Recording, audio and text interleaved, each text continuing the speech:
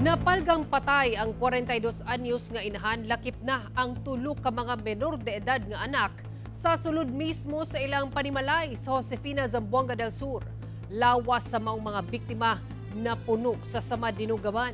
Sospek, gituhang ka-live-in sa inahan nga magpila ka adlaw pa lang nag-uban. Nakaalerto si Efren Mamak. Nagbuyod ug wala na'y kinabuhi diyang napalgan sa mga residente kining usa ka babae sa sulod sa ilang panimalay sa barangay Litapan, Josefina, Zamboanga del Sur, banda alas 7 Lunes sa buntag.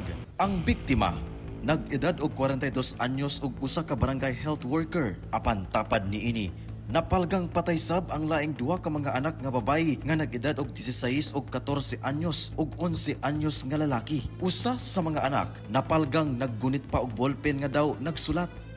Matod sa PRO9, una ang insidente, nakighalubilo pa ang inahan sa silingan niadtong Sabado. Apan pagka-Domingo, wala na kini nakita sa silingan. Hangtod nga napalgan na lang silang patay nga mag-inahan kinaugmaan.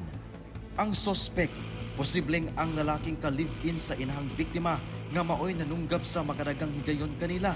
Nahitabo matud pa kini atol sa ilang panaglalis. Based sa processing po ng ating forensic unit, ang ating SOCO, nagkaroon yata ng pagkakalo yung nanay at yung kanyang, ang ating person of interest, yung kanyang alleged partner. Hindi po ito yung asawa niya, ha? Yung mayroon siyang bagong partner ngayon. Kasama niyang nakatira doon for a few days na rin. Paspas matud pa nga misibat ang sospek nga gituwang milusot sa bungbong nga sawali sa maong balay. Padayon kining gipangita sa PNP. Napuntahan na po yung kanyang last known resident and negative po. Hindi ko siya nakita doon. Pero continue pa rin po yung paghahanap ng ating mga operatiba ng Josefina MPS sa kanya. Ginakuhaan pa og payag ang kabanay sa mga biktima.